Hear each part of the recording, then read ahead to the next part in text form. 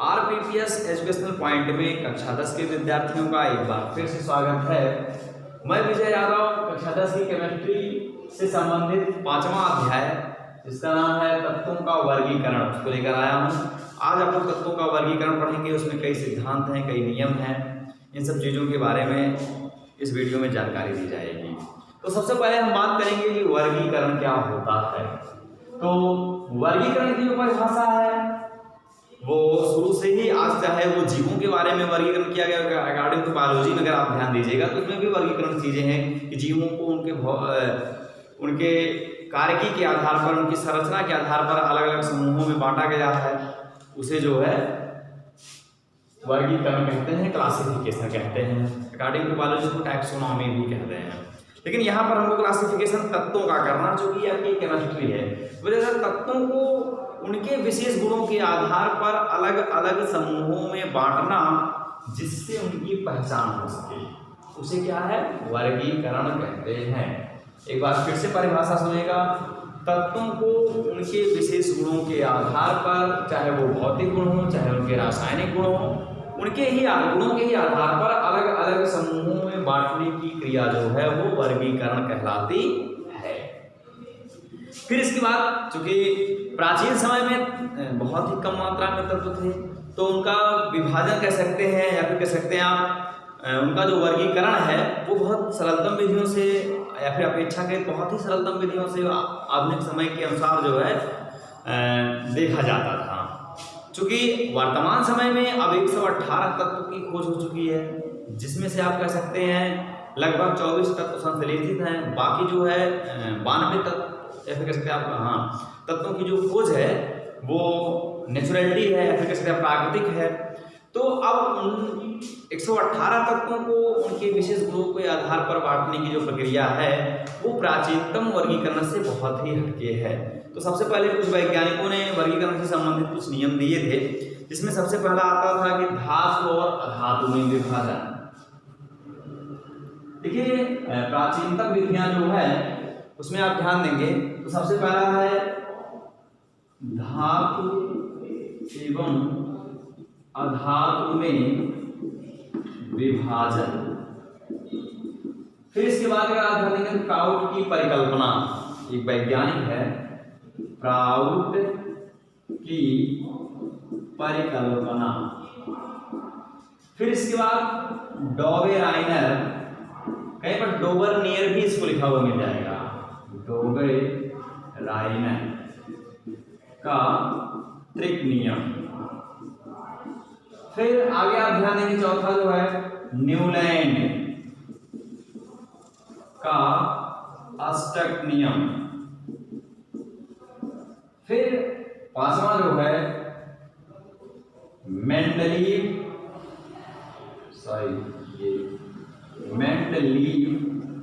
की आवर्त सारणी है, इसके मूल आवर्त सारणी।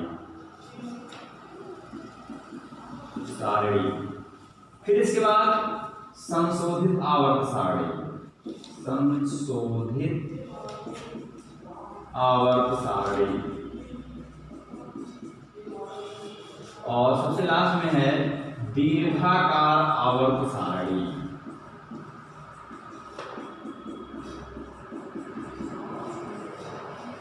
आज इस समय में यही दीर्घाकार आवर्त सारणी ही मान्य है और मतलब यही वर्गीकरण जो है तत्वों का सही क्रम में है।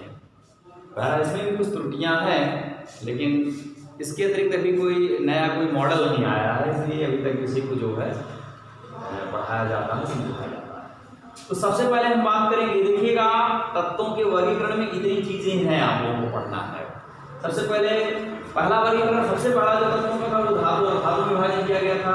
उसके बाद एक वैज्ञानिक है प्राउड, उसने अपनी परिकल्पना दी थी, अपना सिद्धांत दिया था। डोबेराइनर का त्रिक नियम है, न्यूलैंड का अष्टक नियम है, मेंडलीव की मूल आवर्त सारणी है, फिर मोजे द्वारा संशोधित आवर्त सारणी है, और फिर उसके बाद इस समय जो है दीर्घाकार आवर्त सारणी है जिसका नाम लॉन्ग फॉर्म पीरियोडिक टेबल है। तो सबसे पहले हम बात करेंगे धातु और अधातु में विभाजन। चूंकि मैंने बताया कि प्राचीन समय में जो है तत्वों के भौतिक गुणों के आधार पर रंग रूप या फिर कह सकते हैं आप कुछ उनकी स्पेशल क्वालिटी के आधार पर जो है अलग अलग समूहों में बांटा गया था। उसमें जो है बताया यही जाता है कि चूंकि कुछ ही तत्वों की खोज हुई थी तो उसमें धातु और अधातुओं के बेसिक कॉन्सेप्ट के नॉलेज के अनुसार जो है उसको दो भागों में बांटा गया था, जिसमें कुछ धातु जैसे जिसमें धन विद्युतीय गुण होता था वो धातुओं में रखे जाते थे, जिसमें ऋण विद्युतीय का गुण होता था उसको धातुओं में रखे जाते थे।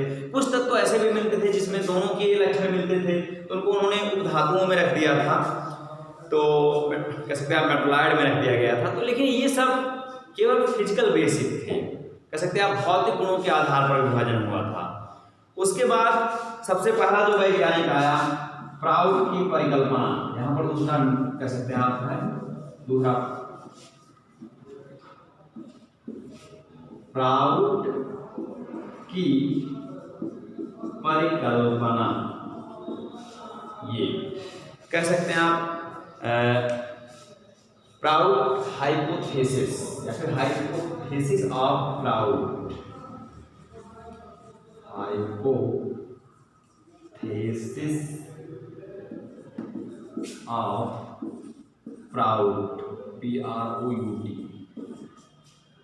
तो बताया गया कि प्राउड की परिकल्पना क्या है, उसके अकॉर्डिंग क्या चीजें हैं। तो यहाँ पर कुछ केमिस्ट्रियल बेसिक सिद्धांत लिए गए थे। प्राउड की परिकल्पना के अनुसार अगर आप ध्यान दिया जाए तो बताया जाता है कि सभी तत्वों के परमाणु भार हाइड्रोजन परमाणु भार के सरलतम गुणक होते हैं। प्राउड ने ये सिद्धांत दिया कि सभी तत्वों के जो परमाणु भार होते हैं वो हाइड्रोजन के परमाणु भार के सरलतम रूप होते हैं। अर्थात इनके कहने का मतलब ये था कि हाइड्रोजन के परमाणु भार के संयोजन से ही अन्य जितने भी तत्व हैं वो उत्पन्न होते हैं। लेकिन बाद में जो है सभी की जो है परमाणु भार का संयोजन सही क्रम नहीं मिला, जिसकी वजह से ये सिद्धांत या फिर कह सकते हैं आप ये जो परिकल्पना थी ये अमान्य कर दी गई। क्योंकि बताया यही जाता है कि कुछ समय के बाद जो है यह ज्ञात हो गया कि परमाणु भार जो है वो पूर्ण संख्या में नहीं होते। जैसे 35.5 आप क्लोरीन का ले सकते हैं, अगर 35 होता तो चूंकि एक हाइड्रोजन का है, अगर आप उसे सरलतम गुणज कहेंगे तो इसे 17, 18, 19, 20 अगर ये पूर्ण संख्या होती सभी तत्वों के परमाणु भार की, इस तरह से अगर क्रम में होती तो ये इनका नियम मान्य हो जाता। लेकिन 35.5, 37.2 या फिर 45.1 इस तरह जब दशमलव में पॉइंटेज निकलने लगे या फिर कह सकते हैं परमाणु भार निकलने लगे तो यहाँ पर यह नियम जो है अमान्य हो जाता है। तो बताया गया कि सबसे पहला केमिस्ट्री बेसिक जो परिकल्पना है तत्वों के वर्गीकरण की तो प्राउड ने दी थी, और प्राउड ने ये कहा था कि सभी तत्व के परमाणु भार हाइड्रोजन तत्व के परमाणु भार के सरलतम रूप होते हैं, जबकि पूर्ण संख्या ना होने की वजह से यह नियम अमान्य कर दिया गया। अब इसके बाद आता है डोबे-राइनर का त्रिक नियम। इसको आप समझिए क्या होता है, डोबे-राइनर या फिर डोबर-नियर का त्रिक नियम। तीसरा डोबर-नियर का त्रिक नियम। डोबर-नियर नाम का जो वैज्ञानिक था उसने क्या किया था कि तीन तत्वों के परमाणु भार के बढ़ते हुए क्रम में तत्वों का वो समूह बनाए थे, और उन्हीं तत्वों के परमाणु भार के बढ़ते हुए क्रम को ध्यान में रखते हुए उन्होंने एक नियम दिया था, जिसके अनुसार उन्होंने ये बताया था कि पहले और तीसरे तत्व के परमाणु भार का औसत दूसरे तत्व के परमाणु भार के बराबर होता है। एक बार फिर से सुनिएगा डोबर-नियर का त्रिक नियम। समान गुण वाले तीन तत्वों का समूह बनाने के बाद डोबे-राइनर नामक वैज्ञानिक ने यह नियम दिया था कि पहले और तीसरे तत्व के परमाणु भार का औसत दूसरे तत्व के परमाणु भार के बराबर होता है। इसमें उन्होंने दिया था कि ये लिथियम और फिर उसके बाद जो sodium potassium, lithium sodium potassium. Lithium का परमाणु भार कितना होता है 7 और पोटेशियम का कितना होता है 39। और ये आप देखेंगे सोडियम का कितना होगा, तो इसके अकॉर्डिंग यानी डोबर नियंत्रित के नियमानुसार अगर आप ध्यान देंगे तो यहाँ पर आप पाएंगे कि ये दोनों तत्वों के परमाणु भार का औसत निकालिए, तो औसत कैसे निकलेगा, कुल पदों का योग बटे कुल पदों की संख्या। तो आप देखेंगे 7 और 39 बटे 2, चूंकि 2 पद है, तो आप देखेंगे कितना हो जाएगा 46 बटे 2, और इसको जब काट देंगे हम लोग तो ये हो जाएगा लगभग 23, ये तो 21 है। इसके अकॉर्डिंग जो है कुछ हद तक ये चीजें सही भी आती हैं। जो सोडियम जो है वास्तव में उसका परमाणु भार जो होता है वो 23 ही होता है। तो और उन्होंने एक और भी रखा क्लोरीन ब्रोमीन आयोडीन, आप देखिए क्लोरीन ब्रोमीन आयोडीन, ये 127 है, ये क्या है 35.5 है, यानी लगभग 35 अगर आप ध्यान लीजिए। तो ब्रोमीन का कितना होगा, तो आप देखिए यहाँ पर 35 प्लस 127 बटे 2, ये हो जाएगा लगभग 7 5 12 182 नहीं सॉरी 3 2 5 1 6 162 बटे 2, और ये आप काटेंगे ये 81 के करीब में आ रहा, तो लगभग नियर अबाउट इसका 81 होता है। तो यहाँ से इन 2 उदाहरण से ये सिद्ध हो जाता है कि इन्होंने जो 3 तत्वों के परमाणु भार के बढ़ते हुए क्रम में तत्वों का समूह जो बनाए थे, लेकिन ये तो सही था, लेकिन इन्होंने जो केवल ये बना के गए उन्हीं का क्रम ऐसा मिला, बाकी इस तरह के तत्वों का क्रम कहीं पर भी नहीं मिला। तो इनका नियम इनके तक ही सीमित रह गया, क्योंकि जब अन्य तत्वों की और भी तत्वों की खोज हुई तो ये नियम इस पर पूरी तरह से कह सकते हैं आप, ये जो इनका क्रम था नियमों का ये सत्य सिद्ध नहीं हो पाया। लेकिन ये बोर्ड परीक्षा में आता है, इसलिए एक बार इसके बारे में फिर से पूरी जानकारी ले लीजिए कि डोबर नियर नामक वैज्ञानिक ने परमाणु भार के बढ़ते हुए क्रम में 3 तत्वों के समूह बनाए, जिसमें उन्होंने एक नियम दिया कि पहले और तीसरे तत्व के परमाणु भार का औसत दूसरे तत्व के परमाणु भार के बराबर होता है। उदाहरण के तौर पर उन्होंने लिथियम, सोडियम और पोटेशियम, क्लोरीन, ब्रोमीन, आयोडीन, ये देखेंगे आप, ये पूरी तरह से इनके नियम पे सिद्ध होते हैं। लेकिन इनका नियम केवल इनके तक ही सीमित रहा, इसलिए आगे आने वाले वैज्ञानिकों के क्रम में न्यूलैंड नाम का जो वैज्ञानिक था उन्होंने अष्टक सिद्धांत दिया। आप देखेंगे वर्गीकरण के चौथे हेडिंग के अंतर्गत में आएंगे न्यूलैंड का अष्टक नियम। न्यूलैंड का अष्टक नियम बताया जाता है कि 1863 में दिया गया था, और उन्होंने भी तत्वों के परमाणु भार के बढ़ते हुए क्रम में ही संयोजन किया था, और जिसके अकॉर्डिंग उन्होंने नियम दिया था कि जिस प्रकार से संगीत के सुरों में समानता पाई जाती है, ठीक यदि हम उसी प्रकार तत्वों को उनके परमाणु भार के बढ़ते हुए क्रम में व्यवस्थित करें तो आने वाला हर 8वां तत्व पहले तत्व के गुणों की समानता को प्रदर्शित करता है। ये न्यूलैंड का अष्टक नियम है जो कि 1863 में दिया गया है।